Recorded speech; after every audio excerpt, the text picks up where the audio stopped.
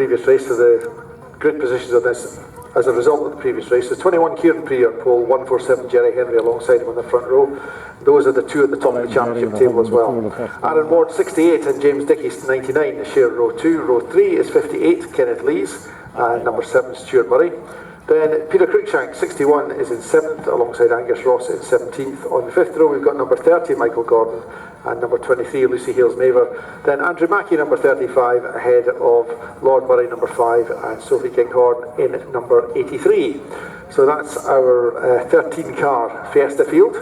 They're lined up in the holding area ready to go, and I'm not quite sure what the delay is out the circuit, but we have, for whatever reason, a slight stoppage to deal with. So what we'll maybe do is give you a little bit of music for a few minutes, and then we'll come back to the racing once the cars are on track.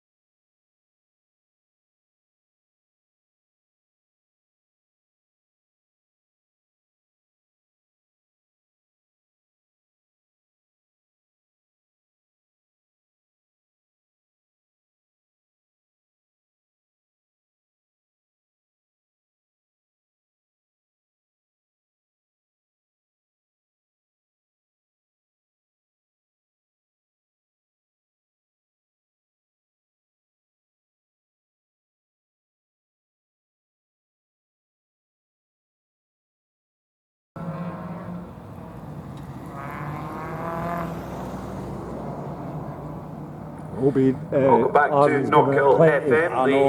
The Ford Fiestas are round on their warm-up lap just now, making their way to the grid behind the pace car, warming the tyres up.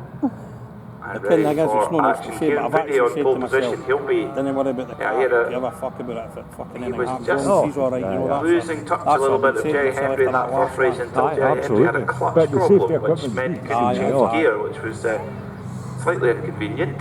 And Jerry Henry did well still to finish on the podium despite that. Yeah, he's on good form at the moment as Jerry Henry. He's leading the championship coming into this weekend, and also had a very, very strong showing in the mini class at the British Touring Car Championship just a few weeks ago here at Knockhill. So, given a reliable car, it's been a good fight between the two of them, Kieran Pree and Jerry Henry. So Kieran on pole position, as we said, Jerry Henry second, Aaron Ward and James Dickey behind him. Aaron Ward in the black car with the green stripes on it, James Dickey in the blue and white, or dark blue and white car. I hope so if he beats him, because that way she might stick with it. Yeah, so also worth watching for Lord Murray, who qualified second for the first race actually. Ended up at the back of the grid because of a non-finish, technical problem at the end, possibly brought on by the collision or near miss, whatever it happened to be with Sophie Kinghorn, which earned her disqualification, so they paired them at the back. So expect the two of them to come through the field to some extent. But obviously with everybody in equal cars, it's not going to be the carving through the field you saw with Rod coming in the last race. But do keep an eye on those two climbing through the pack as we go through what's going to be a 12-lap race. Cool. So So Jerry Henry in the white car with the gold coloured bonnet. Must have brought that from And the stock car. he's next to pit wall in the front row. Often So that's how you tell those two apart if you're waiting at the hairpin for the field to arrive. Jerry Henry's in the mainly white car. So red lights are on. We're just about to get to the race start. And away we go. Good start by pole position man Kieran Preedy is going to slot himself into P1, and a good start from Aaron Ward on the second row as well. I think he's going to just squeeze into third position. So Jerry Henry into second as they go in towards the hairpin for the first time, and James Dickey in fourth. Everybody kind of tiptoeing through at the front, and in fact there's a chance Jerry Henry could drop behind Aaron Ward here as they come down the straight side by side. Aaron Ward is going to, Aaron Ward just loses out on straight line speed there. I don't know if he fluffed a gear or something as they came out the hairpin, but that's dropped him back in behind Jerry Henry. So it's Kieran Preedy that leads from Jerry Henry, then Aaron Ward and James Dickey. So grid order for the first four as they head down towards the chicane for the first time. So round there they go, Preedy ahead of Jerry Henry. Kind of a little bit of a replay of race one in terms of later on in the race where Henry was just behind Preedy and then got by. But will Preedy be able to return the favour here and lead away from the front as they come out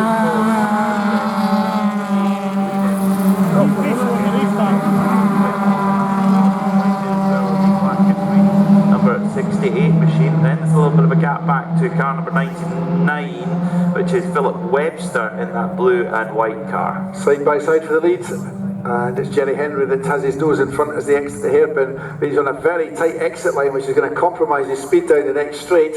And Kieran Preedy trying to get alongside him, and that's punching a big hole in the air for Aaron Ward, who's closing in the slipstream. So a nice three-car battle for the lead developing, but it's still Jerry Henry in front from Kieran Preedy and Aaron Ward, and quite a gap back then to the fourth place car, which is James Dickey. Worth noting that up from the back of the grid, Lord Murray is already up to 7th position, so he's passed 6 cars, and Sophie Kinghorn's passed 2 cars up to 11th place. So Jerry Henry then through on Kieran Preedy. Will he be able to pull away as he got that clutch issue sorted? You would think so, based on the pace earlier on. So coming through, Duffus then.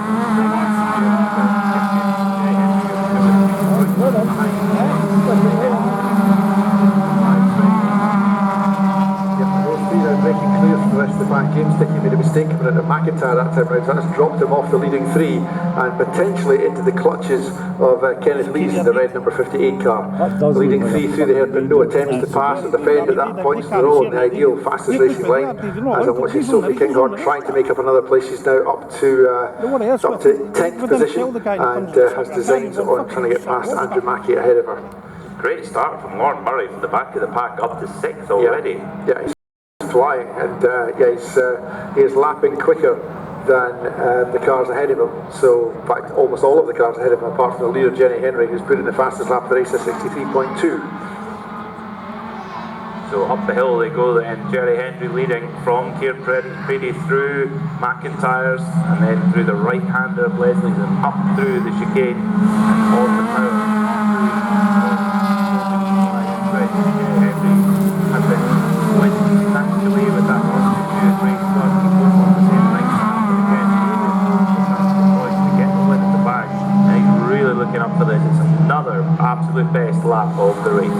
Sophie Kinghorn taking a move on Andrew Mackey. She's got past him as they cross the line, but Andrew Mackey has the inside line for the hairpin, but Sophie Kinghorn well positioned to get the cut back on the exit of the hairpin, which she's attempting to do, but I don't think she had the speed to make it work, so she has to tuck back in behind Andrew Mackey once again. So that's a nice battle taking shape there. In addition to the battle we've got going on in the top 3 podium positions. Yeah, who are making their way down towards the chicane now, with Henry looking strong, whereas Kieran Preedy might well have to look back towards Aaron Ward, who's right in behind him there in 3rd place. So they really are making a breakaway, this leading trio. Yeah, as they come up the hill then, this is the all-important launch onto the main straight. And they're not quite close enough together to see any overtaking attention, but at the same time,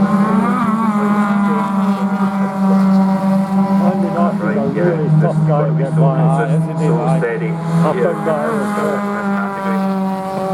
All about that the way to positions the car, he's just awkward. Sophie Kinghorn still locked in battle with Andrew Mackey ahead of her. Mackey defending brilliantly, actually, just isn't giving her a chance to get past, but she's just swarming all over the back of him, and they're closing in on the number 7 car ahead of him, which is Stuart Murray, so that could develop into a 3-car battle for 7th position, 7th, 8th and 9th. Looks like it is, yeah, they're glued together right now, 1, 2 and 3 battling over 7th place there. Very, very A wee tight. bit, just a touch. Yeah, still bumper to bumper as they come up through the chicane, down the dip at Butchers, then up the hill towards Hugh must have done something wrong. McIntyre's.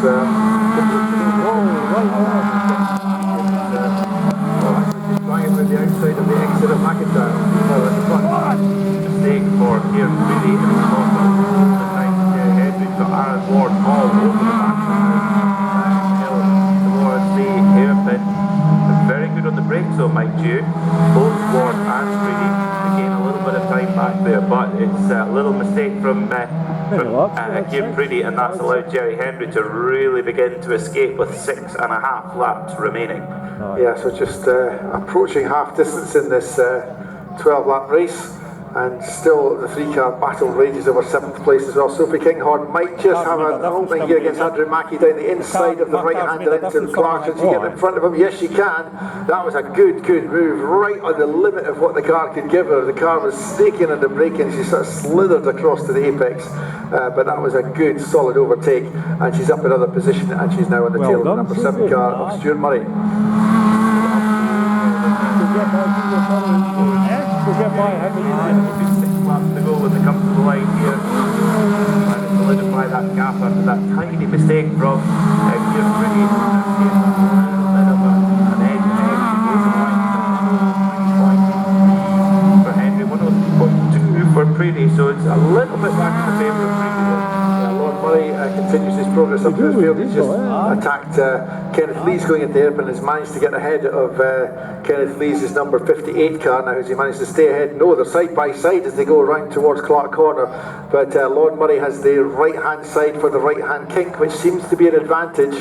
They're still side by side as they try to turn into Clark Corner. This is going to get interesting, and Lord Murray gets a little bit ahead of himself out onto the gravel. He's going to regain the track. He hasn't reached the wall, but that's dropped him a long way back. Now, can he stay ahead of the 7th place battle behind him? Yes, he can, just. That's Sophie Kinghorn that's next behind him, actually, because she's now past the 7th car. Almost at the back of the previous race as Sophie Kinghorn comes up behind Lord Murray, and the two of them join the battle.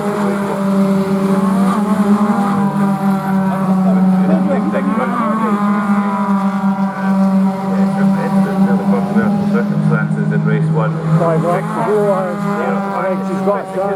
Lord Murray seemed to leap ahead in the opening part of the race, kind of pull away as Kinghorn took more time to get through, but now they're coming back together and obviously very closely matched.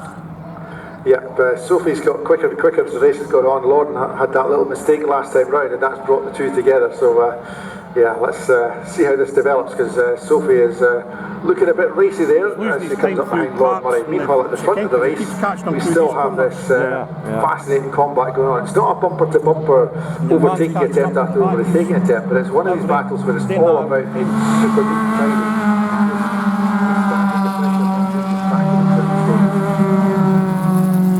Yeah, that's so difficult, especially when it gets hot. It gets really hot.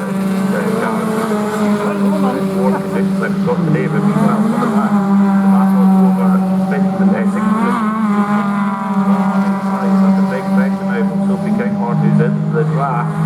They head down the hill towards the hairpin, and Kinghorn's going to try and go around the outside and then maybe nip back in the inside there, but no, Lord Murray's got it covered off as they come out of the hairpin and on the power up towards his lobs. Yep, down they go towards Clark Corner now, and Sophie Kinghorn right in the wheel tracks of Lord Murray, but she just didn't quite have enough exit speed of the hairpin to try and get alongside, get an overlap, but she's there all the time. I get the impression she could go quicker if she could get ahead, but getting ahead is the art of the racing driver. She's lapping, her best lap is, or in fact her last lap was 3/10 quicker than Lord Murray, and her best lap was 3/10 quicker.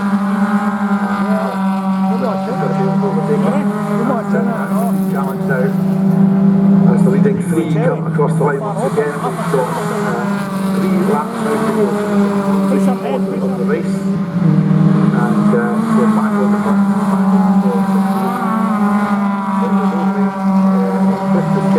That's the man that Lord Murray almost managed to overtake, but just ran it over the exit of Clark Corner. And the pair of them, actually, Lord Murray and Sophie Kinghorn, are both gradually reeling in Kenneth Lees again, so we could end up, quickly doing some arithmetic here, we could end up with a 3-car battle for 5th position on the last lap. So Jerry Henry's just maintaining that gap so well, handling the pressure, knowing that one little mistake would throw him back into the clutches of Kieran Preedy. And just trying to close off this win here, get up onto the top step of the podium.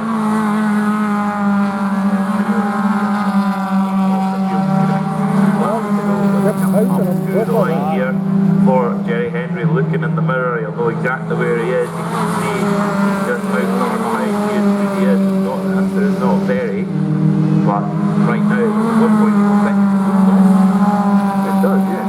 Oh, now he made a little mistake on the exit hairpin. He's slower at the hairpin that time.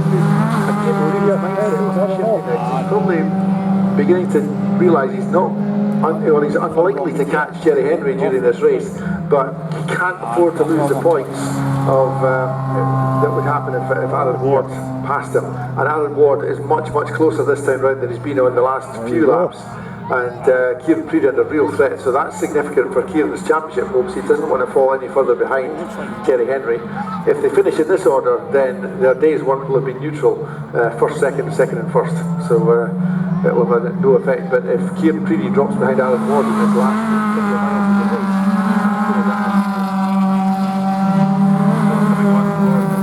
now Jerry Henry looks to have this one in the bag for now. He'll be hoping that easier fix than that, but hoping that whatever fix it is holds together to get this win in the bag, come out the hairpin for the final time, heading up towards his boss Jerry Henry, who has it in the bag. And I tell you what, Kieran Preedy is under big pressure now from Aaron Ward. Yes, he's certainly not got a smooth run to the flag here. He's going to be challenged at every corner around this final 1.25 mile lap as they head down to through Clark Corner onto the back straight towards the chicane. Kieran Preedy just has to hold this together. He's only got about 4 or 5 corners to go now through the chicane down to Butchers. In fact, they're catching Jerry Henry. The gap, I'm sure, to Jerry Henry has come way down in this sequence of corners as they come up towards Leslie. Surely Jerry Henry's not got a problem again, because Kieran Preedy is catching him hand over fist here as they come under the beach bridge. Jerry Henry is going to hold together the line, yes he is. But yeah, that gap certainly closed down. But Kieran Preedy manages to defend his second place. So Jerry Henry wins it, second, fourth. Now the battle for 5th, 6th and 7th. Yeah, we'd had one more lap, that would have been a thriller at the end, but as it is, well done to Kenneth. Held it together, finished the 5th position car for David and Lord Murray number 5. Oh, he must have come back. Behind her, Andrew Mackey and Stuart Murray coming in. Lucy Hales-Maver in 10th, and the rest taking the checkered flag. So the 1, 2, 3 was Jerry Henry.